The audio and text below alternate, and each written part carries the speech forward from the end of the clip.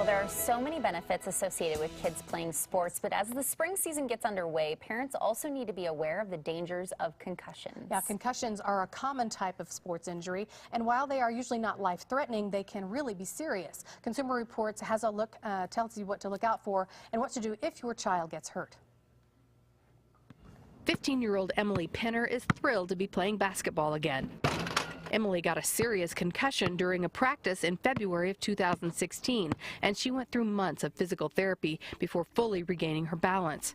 Her mother still gets emotional thinking about the long and difficult road to recovery. And as a mom, you want to do everything for your child, but there's nothing you can do. You know, there's really nothing you can do to help. Parents may feel helpless, but Consumer Reports says there are some things you can do, starting with prevention. Talk to the coach, you know, have a conversation about player safety, you know, ask what coaches are doing, ask what they're thinking about concussion prevention. Neurologist and Consumer Reports Medical Director Orly Abitzer says it's important to take any blow to the head seriously. If you think your child has had a concussion, pull them out of the game. You don't want them to return to play on the same day as a concussion, even if you think their symptoms have resolved. Symptoms can come about quickly or be delayed a day or two, so look out for things like nausea, headache, confusion, dizziness, and memory problems. After a lot of rest and rehabilitation, Emily has fully recovered. But treatment depends on the extent of the injury, and while most symptoms resolve within a week or two, as Emily discovered, don't be surprised if they linger. And Consumer Reports says you should be sure your child has medical clearance to go back to sports after a concussion. While healing and rest is important, current thinking suggests it's also okay to have some gentle physical activity, such as walking in the first few days after a concussion. If your child is up to it, of course, getting up and around a bit might help promote healing a little bit quicker. All right, well, it is March 21st. People around the globe are gathering to honor and celebrate the millions of people with Down syndrome. And the 21st day of the third month is significant because people with Down syndrome all have 3 copies of chromosome 21 instead of 2 copies, hence 321. So here to tell us about the day is Dr. Huntington Potter, the director of Alzheimer's disease programs at the Linda Cernick Institute for Down syndrome. And he's also joined by Beth Bursick. She is a self-advocate and Global Down Syndrome Foundation Community Leadership Award recipient. Welcome to the show, both of you. Thank you. Thank you for having us. So, Dr. Porter, tell us why we celebrate World Down Syndrome Day and what it is exactly.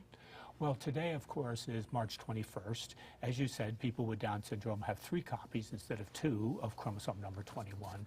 So around the world on March 21st, people with Down syndrome, their families, scientists, and supporters of all kinds are celebrating this day because people with Down syndrome are a contribution to the world. Absolutely. Tell us a little bit about the celebrations going on here in Colorado. Well, the Global Down Syndrome Foundation has arranged for a celebration at the Capitol here in Denver with Governor Hickenlooper and about 200 people with Down syndrome, their families, scientists, and supporters to celebrate Down Syndrome Day and make a number of announcements.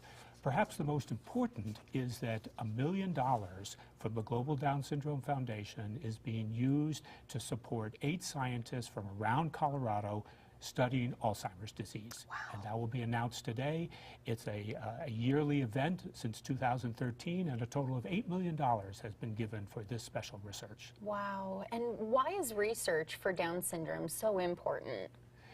People with Down syndrome have many challenges, but they also have very special attributes, like, for instance, they don't tend to get heart disease. On the other hand, they do tend to get Alzheimer's disease. So if we study people with Down syndrome, we will be able to help them and probably all the rest of us by having better insights into these disorders. Yeah. Tell us a little bit more, if you wouldn't mind, about the Linda Cernick Institute itself, the different kinds of services that you offer through the Institute. The Global Down Syndrome Foundation set up the Cernick Institute for Down Syndrome as an academic home for studying Down syndrome.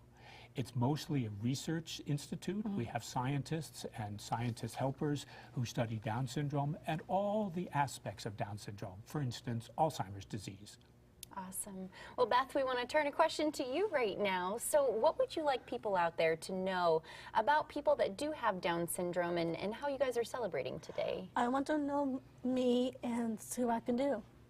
Yeah, you were honored, you know, in a really big way, and today it's just a huge celebration. What do you plan to do yourself today? Global helps people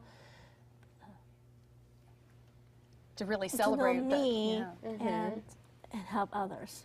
And what does this special day, World Down Syndrome Day, really mean to you? Today we're celebrating the World Down Syndrome Day at the Capitol.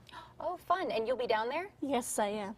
Have you met the governor before? Yes, I did. I was looking at some pictures there, the recent ones, and what an incredible opportunity for everyone to be there at the Capitol and you know, and just meet our political leaders, the governor and many other people there, I would imagine, and you know, just talk to us a little bit about there's so much more going on in Colorado, you know, than.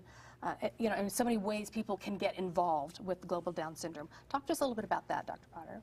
Well, one of the things that they can do if they have some time today is to come down and join us at the Capitol at 3:30. You know, see the governor, see people with Down syndrome, and really make this a special day for everybody. Yeah. The other thing that people can do is to donate either their funds or their time to the Global Down Syndrome Foundation and help people with Down syndrome and indirectly help all the rest of us. Yeah, and are you going to be there meeting up with some of your friends? I know the Global Down Syndrome Foundation throughout Colorado has such a great community. Are you going to be there with some of those? Yes, I am. Yeah, and you're so excited, I bet. Yes. We Awesome. look well, forward to seeing such a special yeah, day. new video, new pictures of you all celebrating. Yes. If you don't mind, we've got enough time for one more question about the research. I just thought it was so fascinating. You're talking about kind of that connection between Down syndrome and Alzheimer's. And in the past, we've talked about how very little research had been done leading up to now. Do you feel like the research is getting better and you're making headway, or are you still feeling like we've got a long way to go with research? Well, the answer to that is both. We have come a long way. We know a lot about Down syndrome and a lot about Alzheimer's disease, but we have a lot more to do. Now, one of the things that's interesting about Down syndrome and Alzheimer's is that not only do people with Down syndrome tend to get Alzheimer's disease, but we've discovered that people with typical Alzheimer's disease actually have Down syndrome cells in their brain that are part of the reason they get Alzheimer's. So studying these disorders together is really the best approach to understanding. All right, really fascinating. Thank you for both so sure. much for being here with us today. Yeah. Thank you for having us. Absolutely, and you can join in on the celebration at the Capitol today for World Down Syndrome Day. It starts at 3 p.m. and for more information or to donate, volunteer, and sign a petition for more funding, please visit globaldownsyndrome.org. Still ahead on Colorado's Best, a chance to be a VFP. Yes, a very fine person.